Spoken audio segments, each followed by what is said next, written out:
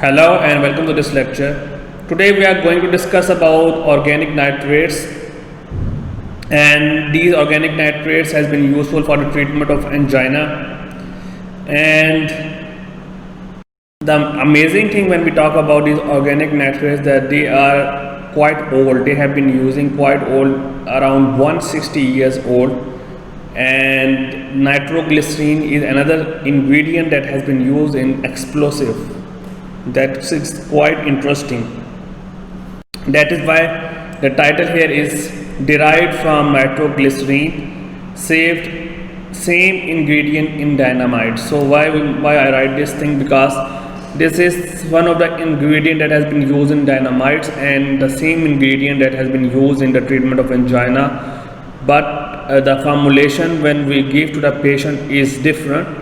The ingredient is same as in dynamite, but it is not explosive when patient take this medicine. And the second important thing that I found that it is quite old and it has been used in the past 160 years. So it is quite old formulation that has been used in the treatment of angina. So let's discuss the topics in today's lecture. So when we take a look at pharmacokinetics, we found that there are different type of formulation. Obviously each formulation have different type of its pharmacokinetics. So the drugs that are classified are in this organic nitrates. Number one is nitroglycerin. Then we have isosorbide dinitrate.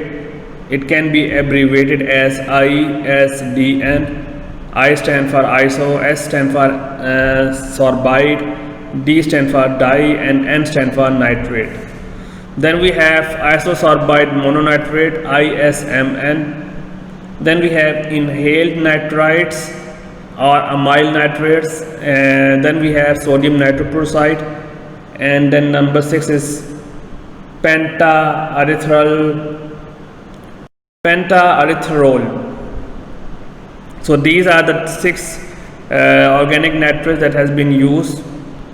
So the commonly used drugs are nitroglycerin, come as nitrotap, and then isosorbide dinitrate, which come in the market under isodil. So because the angina pain is sometime patient having sudden angina pain, so the recommended route of these drugs is usually sublingual. And in these drugs, like I mentioned the name of few of them, they have oral bioavailability about 10 to 20%.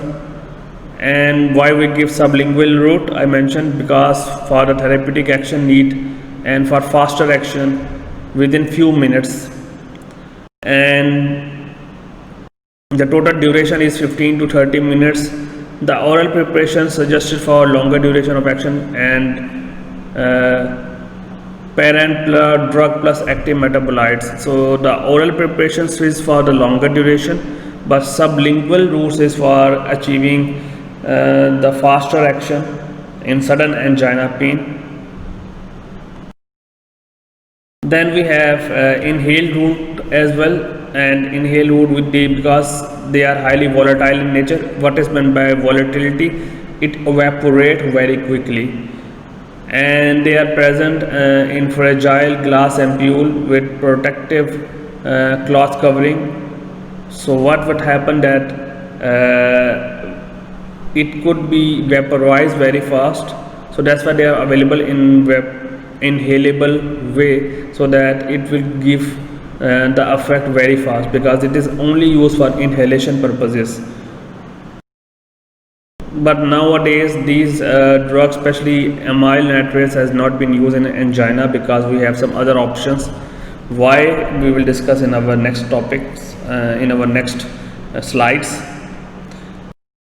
Then we have isosorbide mononitrate, and now the modified form is isosorbide dinitrate. So they modified the formation from mononitrate. What is meant by mononitrate? Means single unit of nitrate molecule, to the dinitrate that consists of 2 units of nitrate. Again, this is chemistry if you understand what is nitrate, so I'm not going to go for detail. and they have been used for oral bioavailability, and the good thing is that they are 100% bioavailable. When we discuss the pharmacodynamics, I'm cut short the mechanisms. I'm not going to go for detail because again I have some limitations. But the brief mechanism of action is it acts on smooth muscles, causing vasodilation. And obviously we already discussed that the smooth muscles are very important, and the dilation of the smooth muscles is responsible for improving the blood flow, and obviously the oxygen supply will be improved. How it occur on the parasympathetic nervous system. So please read the parasympathetic nervous system. What is that? We already discussed in our previous lectures. Then the second important thing that it act on second messenger, especially cyclic GMP, CGMP. And then what the role of the nitrates? The main function of the role of nitrate that it increase the cyclic GMP, and that increase of the cyclic GMP is responsible for vasodilation in the arteries and the veins. As we know that in this disease, the coronary arteries will be affected the most. So the increasing of cyclic GMP will dilate the arteries, and then it improve the blood flow, so that proper oxygen will be supplied to the muscles. So that's the simplest mechanism, that easiest one that I want to explain. If you need to go in detail, you can read in the textbook. So I don't want to go in details. When we talk about organ system effect, it affect on the vascular smooth muscles, and especially in the arteries and the vein. And again the venous dilation occur, and they also have but less arteriodilation. So they affect on the venous dilation and arteriolar dilation.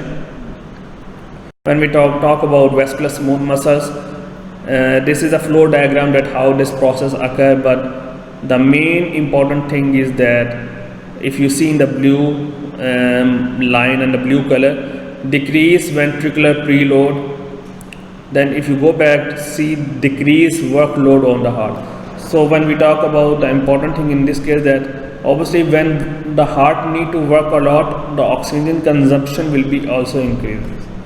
So that's why you have not asked me that what is the role of venous dilation, because arteriolar dilation can be understandable because the coronary arteries has been blocked because of the plug or cholesterol deposits or plaque deposits.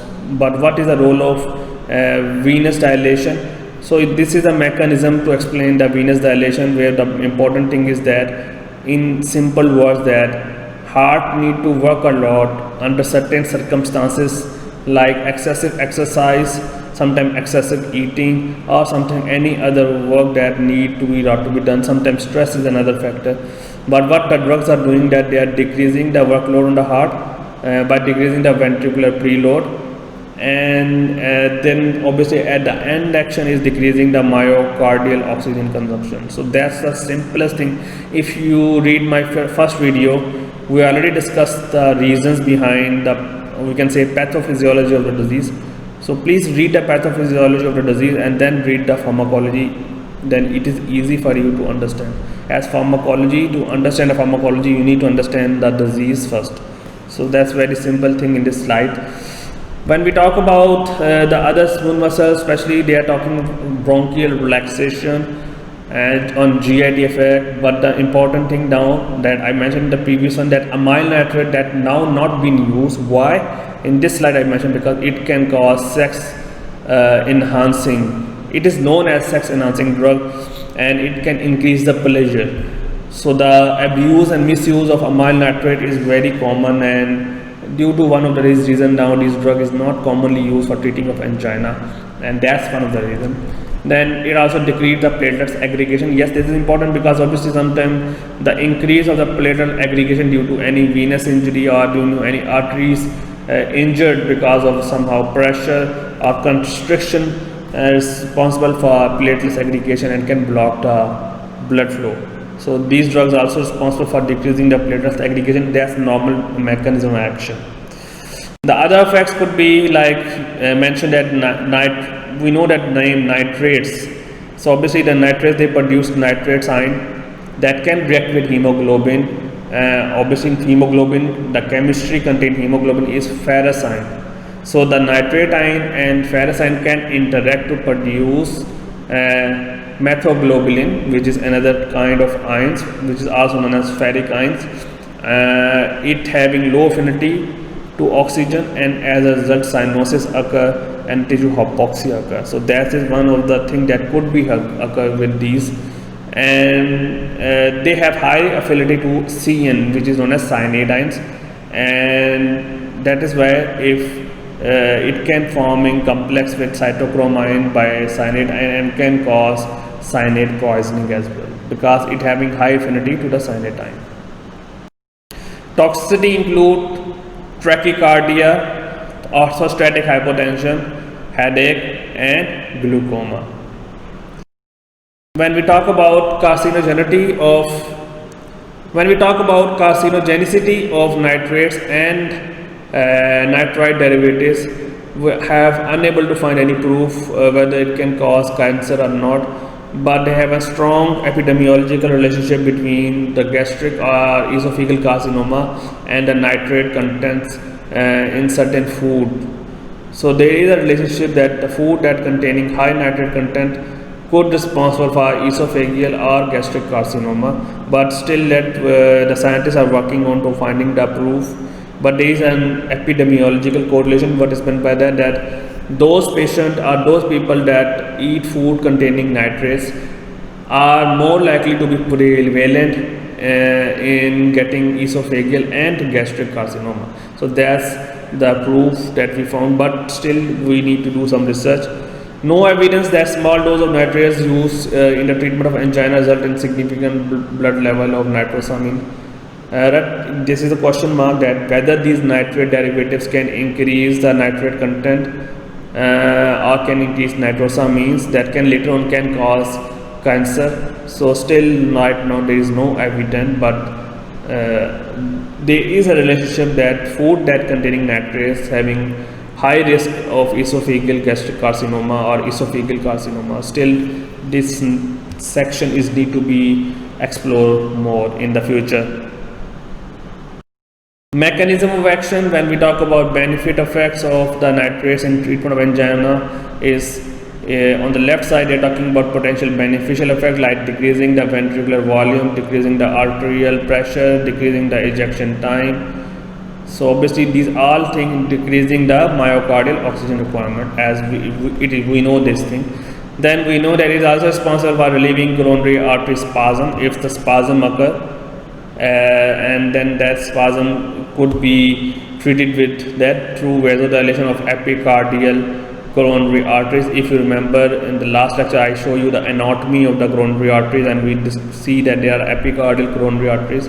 So it is also responsible for relieving the spasm and causing through vasodilation of the coronary, especially epicardial coronary arteries. Then also it increases the perfusion, especially for ischemic myocardium.